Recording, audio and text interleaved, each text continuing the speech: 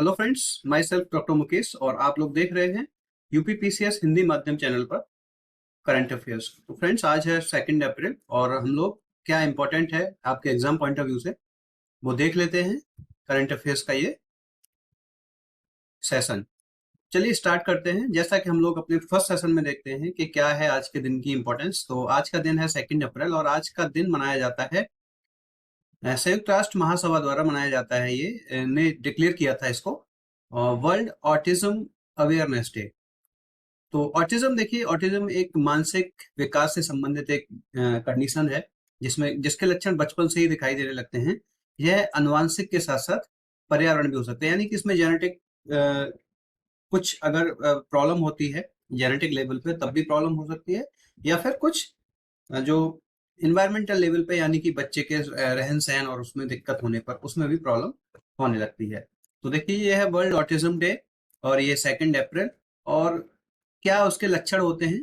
तो देखिए बच्चे को कई सारे होते हैं। उसमें सबसे मेनली जो है फिर कि बच्चा जो है अपना आई कांटेक्ट ठीक से नहीं कर पाता, बच्चा एक्टिव नहीं रहता है, बच्चे का किसी के साथ खेलने में मन नहीं लगता, बच्चा किसी को पॉइंट आउट नहीं कर सकता चीजों को, थोड़ा सा मेंटली रिटार्डनेस बच्चे के अंदर रहती है। तो ये कंडीशन है, अभी तक इसका कोई ट्रीटमेंट नहीं है, केवल आप उनको सपोर्टिव ट्रीटमेंट के द्वारा उनको ठीक रख सकते हैं।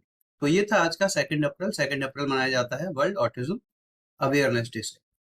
नेक्स्ट है कॉन्कर्ड रेलवे। देखिए ये भी चर्चा में इसलिए है क्योंकि जो कॉन्कर्ड रेलवे का पार्ट है वो पूरा 100% इलेक्ट्रीफाइंग हो गया है। 100% विद्युतीकरण हो जाने के कारण ये चर्चा में है।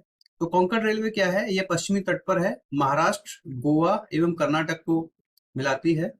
रोहा जो महाराष्ट्र में है, ये जो रोहा यहाँ पड़ता है ये महाराष्ट्र में। अब तो अभी मेनली जो कोंकण है वो रोहा से लेके ठोकर तक है। अब इसको मुंबई सीएसटी टर्मिनल से भी इसको मिला दिया गया है और ऐसे ही ये यहाँ पे ठोकर यह कर्नाटक में है और इसको अब मैंगलोर से भी मिला दिया गया है, ये मैंगलोर है। तो अब आप कह सकते हैं कि मुंबई टू मैंगलोर, लेकिन जो इनिशियल था ये रोहा महाराष्ट्र से ठोकुर कर्नाटक, इसकी डिस्टेंस 743 किलोमीटर की दूरी पर है।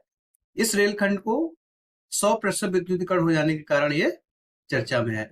इंडियन रेलवे ने क्या किया है ना, इंडियन रेलवे कह रहा है कि दिसंबर 2023 तक वो अपनी जितनी भी ब्रॉड गेज की लाइन है, देखिए 3 तरह की लाइन होती है, एक होती है ब्रॉड गेज, एक होती है मीटर गेज और एक होती है नैरो गेज। तो जितनी भी मीटर गेज और नैरो गेज, मीटर गेज को सारी को कन्वर्ट करने जा रहा है ब्रॉड गेज में, और जो नैरो गेज होता है ये चलता है आपके हिल एरियाज में, और जहाँ पे जाना थोड़ा सा रिमोट एरियाज होते हैं वहां पे नैरो गेज होता है। तो ये जो ब्रॉड गेज है इसको रेलवे डिपार्टमेंट कह रहा है कि इसको 2023 के दिसंबर तक हम पूरा जो है इलेक्ट्रिक से कर देंगे। क्यों कर देंगे? क्योंकि 2030 तक रेलवे ने कहा है कि वो अपना जीरो कार्बन रेलवे कर देंगे। तो ये इंपॉर्टेंट है रेलवे के प्रोस्पेक्टस से। अभी आपने देखा होगा कि कवच एक रेलवे ने निकाला था। कवच क्या है? कवच एक एंटी कोलिजन सिस्टम है। इसमें क्या होगा कि रैपिड फ्रिक्वेंसी के जो रेलवे के स्लीपर सेल्स होते हैं उन पर रैपिड फ्रिक्वेंसी के टैग्स लगाए जाएंगे रैपिड फ्रिक्वेंसी आइडेंटिफिकेशन के लिए। तो वो लोको पायलट्स को अगर कोई दूसरी ट्रेन खड़ी हुई है तो बचा देंगे, तो उससे जो एंटी कोलिजन होगा वो नहीं हो पाएगा ट्रेन में। दूसरा, आप जानते हैं कि रेलवे में कितने जोन हैं? टोटल 19 जोन हैं।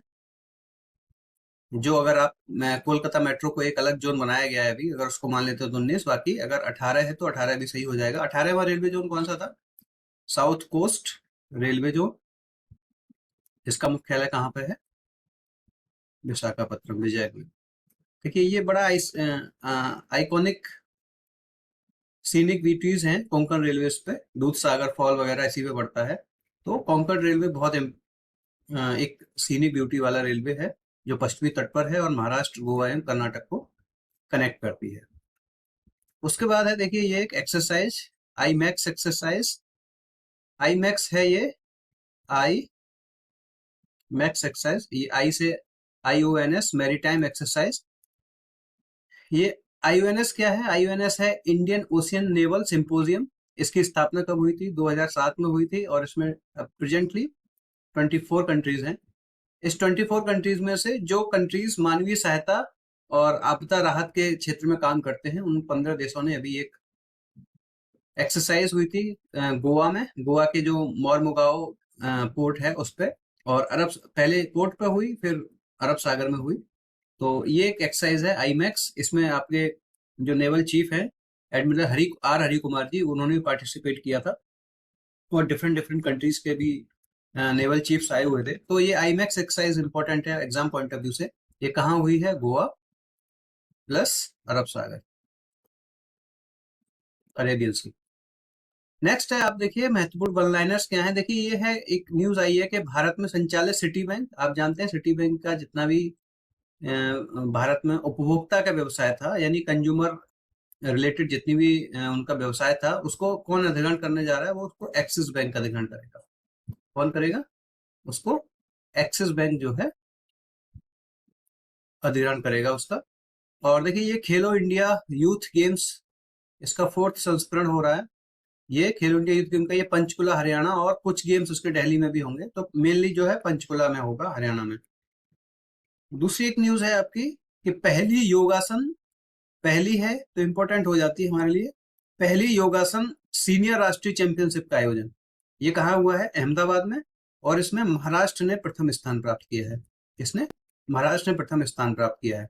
दूसरा एक न्यूज है, देखिए संडे को क्या होगा कि जो हमारा वनडे इंटरनेशनल है, वुमेन्स वनडे इंटरनेशनल, तो जो महिला वनडे क्रिकेट वर्ल्ड कप है उसका फाइनल होना है, और फाइनल होना है ऑस्ट्रेलिया एवं इंग्लैंड के बीच में।